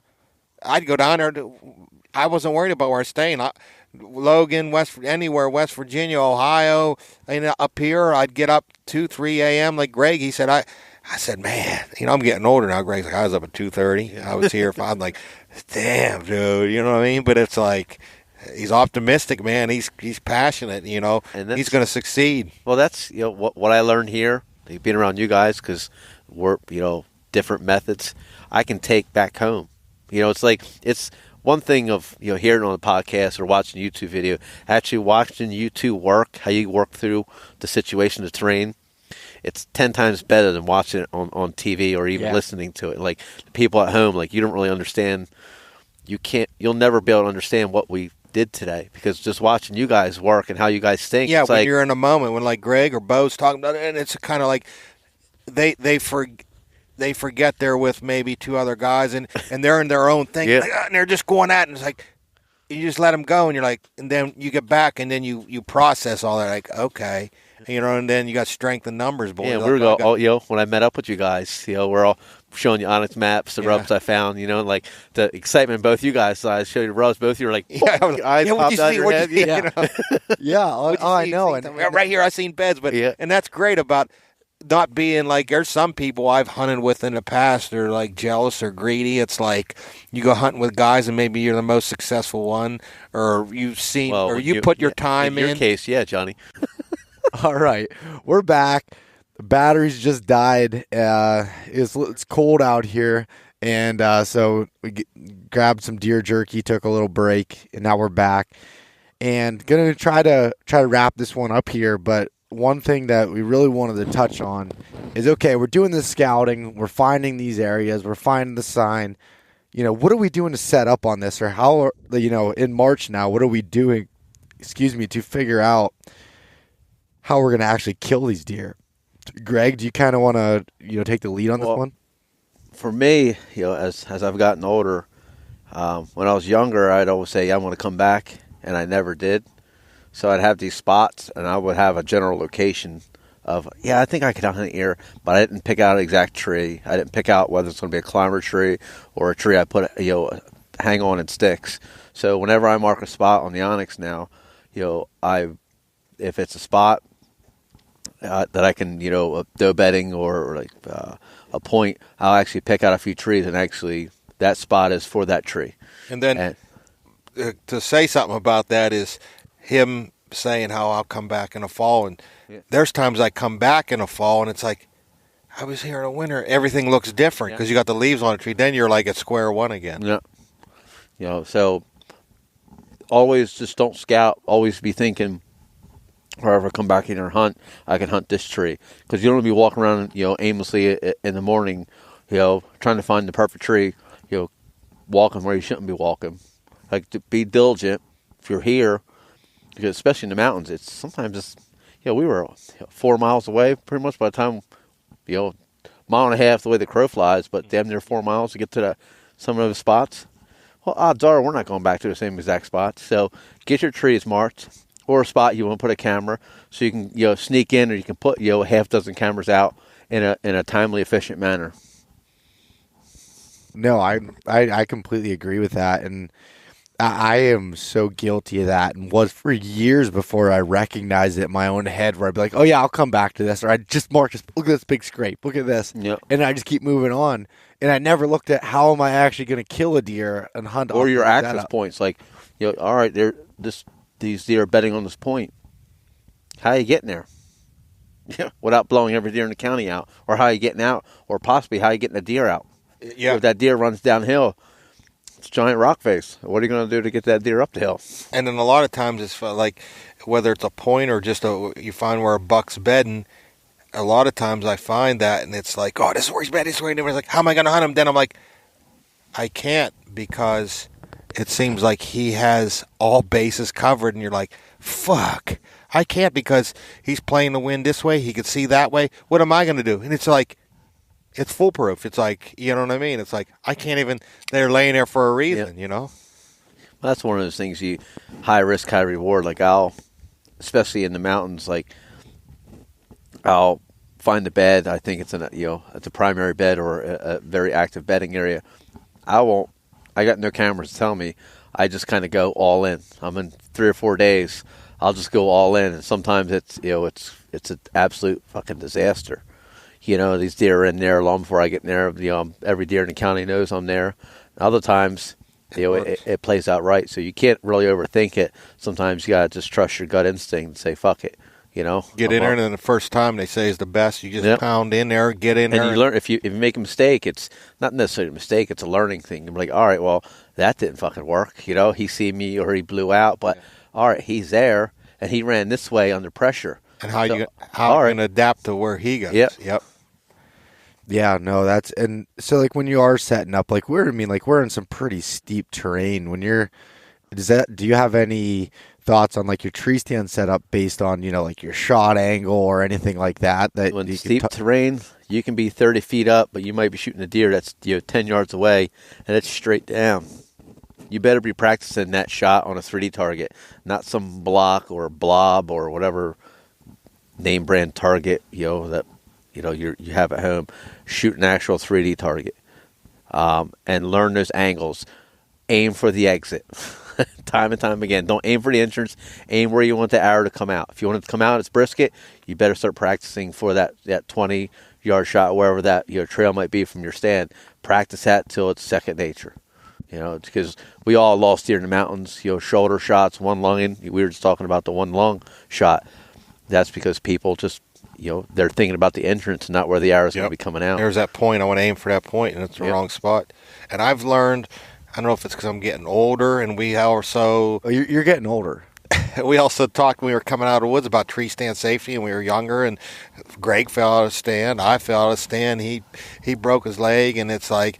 I went up. I didn't think about safety harnesses, and then you get more conscious, you get older or whatever. It's just more safety aware, the awareness of it all. And I have actually gotten lower in trees, and just since you got so much experience, you can learn how to still get that animal with not being 20, 30 feet in the tree. I find from hunting bedding areas, I can actually sit a lot lower than I would those saddles. Like saddle, you got to be 30 plus feet because that it's danger, or some like funnels, it's danger. Like bedding areas off points, those deer, like you were saying, they're bedding there for a reason. I mean, you can hunt low because that deer doesn't expect a human to be, 7 yards away from his bed, so there again, it's not necessarily how high you get. The goal is not to be seen. It's not to get. It's not to be how high seen. You can go. And use a lot of times. I'll take a bigger tree, and I'll kind of use it, hide behind that tree. Or I use a lone wolf climber, and some people think I'm crazy, but I get up there and I use it all the time. And then when I see deer coming, I jump up on my seat and get tight to the tree, and I've shot a lot of deer that because I want to be a part of the tree. I don't want to be a sore dick sticking out here 3 feet away from a tree standing there. You know what I mean? Be like, looky here. What's this hanging out, Sore dick. The tree. Well, that's one thing I learned when I was up in Alberta, when I was hunting with Jim Hull. He wouldn't let us sit down at all, but the way he'd always have his tree stands angled almost away from where you were planning on the deer shooting, and you just stand, you lean into the tree, one shoulder, like your left shoulder into the tree, and you can always look around and kind of creep around and be a part of it. So you're not standing away, like exactly 2 what foot John's away saying. from the tree. Most platforms are 18 inches, 2 foot, and I mean them does pick you out all the time. They'll look up there. That's why I always jump up on that seat, and it's only this wide. But I've shot deer off that seat because I get in close to that tree and become just like a lump on that tree. I always thought about, like, we touched the base on the saddle thing in the mountains. Like, that actually might be a viable, hunting setup. First of all, it's light. So a lot of them setups are crazy light, but those saddle platforms and setups, allows you to be that, branch on a tree. You're you right. That angle. Yeah, you're just like Yep. broken up. You can use that tree, because even with the climber or even my hang on, like, I pretty much stand all the time anyway. 90% of my time I spend standing, and I face my stands usually away, from where the deer coming, and I lean on my safety harness. I don't use a full body harness. I just use the waist harness held up high, and I kind of just like lean on it. And I want the deer, that tree to block some of my movements, be it with my camera arm or me, shifting in the shot. But being, like you said, being stuck out in the open is, especially with a climber, because a lot of times you're just in an open tree with not a lot of And then cover. another thing is, if you got a hood up and it's cold, man, it's just tough. Hunting, you can enjoy it if you get a nice cold crisp morning in October. You can hear them coming a mile away. That's badass. But sometimes, you're looking over your shoulder and you hear the squirrels, and you're, oh man, I'll hear a big buck coming, and you don't. They just boom, they're there, and it's like you got to be. There's something to be said about that. And if you're going to sit all day, sometimes you do want to be facing what's going on, because but then again, you never know where they're coming from. But it's like, if you have to look all the time, it's like you're looking over your shoulder, you're looking over your shoulder, you just get wore out all day. But I mean, that's what makes hunting. It's just tough out there, But I mean, it's crazy, Yeah, and I had never done that thing with pointing your tree stand away. I always just faced it the way I thought, I wanted to sit. And not until I was up in Alberta, and then now hearing, you doing setups like that, did I think of that. And now I'm looking at that when I'm looking at trees, is how can I use that tree to, for my cover in that standpoint. And that's too with skylining yourself. Like, sometimes being 30 feet up is the worst. You get too 'cause high. It puts you up, and every dale in the county is like, well, there's a sucker. And a buddy I'm of not going mine, that way. Yeah, one year we were hunting in Illinois, and he got up in it. That was back when we were young. Yeah, we got 30 feet. We're badass. Yeah. We got up 30 feet, and then these ash trees are wide at the bottom. And they get narrow. You're up at 30 feet in your skyline. But we think, we always thought higher was better. We get up there, and then he had a buck pick him off, look up, and kind of didn't like it, and then went about it. So my buddy, that's another thing. Don't just stink at trees. Stay there and hunt that same tree when you could have got down and moved, because a couple days later, a couple does come through 10 yards right under him, and that same buck come through, and he just kind of mosey out around that tree, like a half moon around that tree. But like Greg said, and Bo, like, I always like to have the deer behind me, and I use that tree as my cover. But then again, when you're sitting facing this way and a deer behind you, it's hard to hear them coming. It's just tough. Yeah, and it is one thing to really point out here. It is super hard to figure out where they're going to be coming from. They're not, you don't have a food source in front of you, or, like a designated field or whatever it is. So they can come from any direction, but you have to, you have to set it up for your best judgment. Well, that's why I like those side hill trails, because usually they're coming left to right. Yeah. That steep terrain, you find that slight little, your boots on the ground bench you're not going to see on the map unless you actually walk it. Yeah, because like 10 feet wide. Yep. Yeah, because left to right. They're going to go from left to right. So it's a lot easier to set up for that, because if you face this way, goes this way, you got a perfect shot. Yeah, you're perfect. He's going to come broadside. Boom. He ain't seeing you. He's going to look up the hill, broadside done. Yeah. Those flats, I've run into problems with the flats, because deer will literally just pop up. They'll pour on these flats, and you're just like, I can't move. Because there's literally does everywhere, and one pops up. Next thing you're like, there's popping everywhere, and you're like, oh, man. And then you get nervous because there's so many deer out in this flat. Yeah. No, I gotcha. That makes sense. Well, guys, what do you think we wrap this one up? Get ready we'll have a couple more beers and some more And jerky. deer jerky, and head to bed and get ready for another day of scouting and head back to normal life, I guess. What do you think? Boo. Yeah, definitely get out and Normal life. get a couple of your buddies and go out. Don't have to be PA. Go out and do a little. This is badass. Not just the aspect of the hunting, but we get to camp, get to enjoy, the environment and the woods, and it ain't all about killing, but and then, like you said, you're making memories, man. It's not just the hunt. Killing the deer, it's the chase of the deer and all the stories you have, and then camping around here. Go get a couple buddies and go out, do it yourself. I've done this stuff myself. I'd go sleep in my Jeep along the road somewhere and go hunt in the morning, go scout. You know what I mean? But yeah, and definitely, like John, I think that was a really good point. And just if you can find a couple guys that are or girls that are super interested and are driven to do it, it can be bad to bring people if they can be toxic to the environment, if they're have a negative attitude, whatever. That's a big deal. You got to be on the same page. If you can find those like-minded people to go with you, it can make it that much more enjoyable. And don't get me wrong, there's definitely an aspect of the solo type adventure that makes it cool too. So whatever kind of fits your bill, just get out there and try it. Get out this spring, scout, make a plan. You can hunt mountain bucks. I mean, they're available to hunt every year. They're within, driving distances, a few hours of really anywhere in the East specifically, and really any state besides you get like some really super flat places, but you guys just suck. Just kidding. And really, we're out here a day and a half, really, scouting, maybe. It's February, but it's not greening up March. till... Is it? Yeah, it's March 2nd. Well, I'm close enough.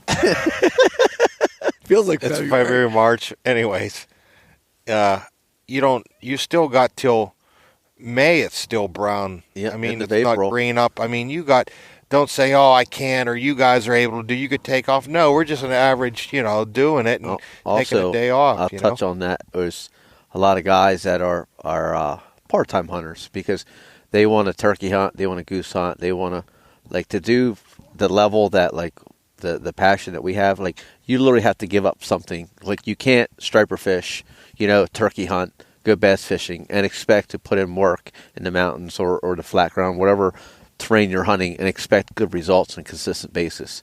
I don't really fish that much anymore. Yeah, I gave up on it too. Yep. You got to give up something. Your passion just you can't keep doing drives that. you. You're spread so thin. You got to dive into something and give the public land, big woods try or marsh or whatever you got near you. Spend some time there. Give it 3 years. It could be a life-changing experience for you. Yeah. Find that passion, that drive that makes you want to become better. And then if you're the person that did the scouting and set the stand, and that's all worth something. Then when you shoot a 2-year-old, 3-year-old, you accomplish something in a Or in public John's land. case, a 9-year-old. Yeah.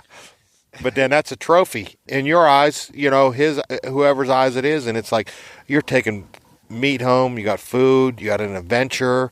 You know what I mean? That's what it's all about, right? How do you define your adventure? And we're just like, I like how you worked that in. you know what I'm saying? Yeah, that was nice. Yeah. We're just here in Pennsylvania because we're 2 to 5 hours from it. But I bet you everybody can find something 2 to 5 hours and have an adventure like this. I mean, Bo Even got the fishing, pictures. you can do it with fishing or turkey hunting. Or it doesn't necessarily have to be deer hunting. Yeah, and There's trout fishing all up around here. There's great trout fisheries all over. Bass fishing.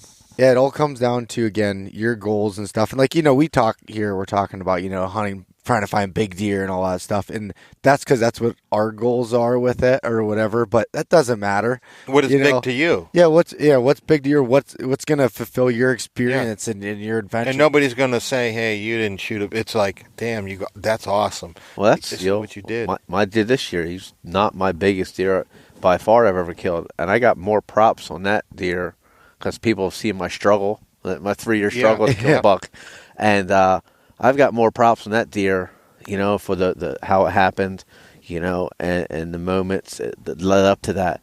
And the joy that I got from it, people could see it on the face and in my social media posts. Yeah. And that's pretty cool because I was happy for it, but there was 10 times, other people that I've never even met, random social media strangers that were so fucking excited for me. And I'm like, dude, that's what's up. People message me like, oh, dude, I've been following you. I'm so happy for you. Like, that's pretty rad. Yeah. Yeah, awesome. and just talking, I mean, it's actually the first time I met Greg, but just communicating with him and telling each other how we hunt, and we're just kind of on the same page. And when he got one, he was like, awesome. But just in general, you go so many years, like I'm on a 3-year quest, I didn't get one, and it's like when you can feel. You got deer, just not with the bow. You're right. Not with a bow, but you know what I mean? Just don't let Johnny fool you. Yeah. But you know how it is to be in that position and how fulfilling it is when you get that, and it's better than shooting at, 150-inch with an outfitter or however, like maybe private land. It's like, it's not, but when you get that one, and I remember one time texting Greg, and I was like, dude, this dude's like me, because it was like, yeah, and when you get that one, it's like, you just want to fucking scream, like, you got that much energy and that much, it makes you feel that good, that you're on the same level. And it could be a 110-inch deer, it could be a doe, it could be anything. But when you accomplish that, your goal, Well, that's, my first deer, mountain, not to prolong this any longer, but my first deer in the mountain was a doe. And I worked at an archery shop, and the guy was like, you drove 3 hours to shoot a doe. I actually in my backyard. I was like, you're missing the point, man. Like, I was out there, 30,000 acres, like no food, just random trails. And I mean, I had a deer come down 15 yards, perfect shot. She ran 40 yards and died by myself, like no help, dragging her out, like that's pretty cool. I was 27 or whatever. So it's like, I was so like, that's one of my best deer, best deer I've ever killed. The whole scenario leading up to that, I'm like, man, that's pretty. But yeah, that like dude you said, the the shit on drag. me right from Jump Street because it was a doe, and I'm like, well, whatever, man. Those And are the type of people you don't want to be around. Yeah, and the guy that owned the shop was like, dude, you do that, and then you tell me how easy it is. And I was like, oh, all right, we're going down like that in the shop. All right. I was like, but then, like you said, even the drag, it's like, I'm so worried about getting the deer. The drag is like, you just do it. You just got to do it, and that's half the challenge too, is getting that animal out. And I got stories. I can go on about stories that I drug, and just that's part of the whole experience. You'll figure it out. It's one of them things. You want it bad enough, you'll get it out. yeah, like when people go out elk hunting, they don't realize how painful it is to get an elk out. Like, I walk 100 pounds. Bullshit. 100 pounds is a lot of fucking weight on your back. For a little guy. Like, I can't carry 100 pounds. Like, if we went out elk hunting, I'd have to take like 300 trips. But I prepare for that. Like, I'll be willing to put in that extra trip or two, because you put 80 pounds on my knees, they're like, I hate you, and I'm not walking. So, yeah, no, that's a lot of great points there, guys. I think that I really hope that anyone listening to this, what they get out of this podcast, past even the tips and the tactics and the thoughts behind scouting these deers, these deers. These deers. Did I say that? Yeah. Wow. And that must have been that high 10%. test beer that that John gave me, switching from Busch Light. But anyways, yeah, if you can get anything out of this podcast, it's don't that. yell us no. Yeah. Trying to be serious here, Greg. Is to just, get out there, define what you want as your adventure, and hunt mountain bucks anywhere besides northern Pennsylvania. And that's what keeps you ticking. That's what keeps you ticking, a little adventure in your life. Say, hey, kind of mundane life. Maybe you're stagnant in what I do, and just like, hey, do something different. Go out there and spend a couple of days in the spring, and go out there in the fall. Well, it's a good tradition, because we grew up, my dad was a camper, and we did, not necessarily remote, but we did camping, and we hunted public land, and those are things I remember. I don't remember watching TV or anything. Those moments, spending time in the woods, trying new things, experiencing new things, like that's life. That's what you're going to remember when you're 70, when we can't be doing this because we're all busted the fuck up. Yeah, like you're going to remember these moments. Bo will still be doing it. We'll be busted up. Yeah. He'll be 30 by then. But no, that's a good point. Having them experiences, whether it's with your family or friends, like bring your son, daughter out, let them. Yeah. Yeah. No, definitely. That's Like this trip we got, I'm going to remember forever, and it's going to be a lasting deal. Yeah, anytime with me, I'm sure it'll be something you remember. Oh man, get some good people together, have some fun, gentlemen. John, Greg, Gentlemen. thanks for coming on the Where are you? podcast. Gentlemen. I know. What the fuck was that? I know. I thought I was talking to someone respectful. Thanks for coming on the podcast, guys. Seriously, it was a great time. Can't wait to scout some more. You kind of told us we didn't really have a choice. No, Yeah, that's what he did. Didn't he? Basically. I just said that's what we're doing. Yeah. And you guys agreed. Did we to touch on what we're doing tomorrow? Scouting. Yeah, Find got about a giant half shed. day, maybe Yeah. a little shed hunting, and wrapping it up. Day and a half out the door. Yep, that's it, man. And That's all you need. Mm-hmm. that's exactly it. So, and like I said, this is gonna. If you're listening to this live, or when this is released, gonna be having the story going on X Hunt. Check that out on their Instagram stories. If you check out, our social media pages, you'll be able to see that stuff. So, when it's gonna come out, check that out. Follow along, and hope everyone enjoyed listening to this. So, thanks for coming on, guys. Later. All right, thanks. Thanks so much for listening to this episode of East Meets West Hunt with your host, Bo Martonic. For more great content and to stay up to date, visit eastmeetswesthunt.com, Facebook at East Meets West Outdoors, and Instagram at East Meets West Hunt. If you enjoyed today's episode, please review and subscribe, and we'll catch you next time.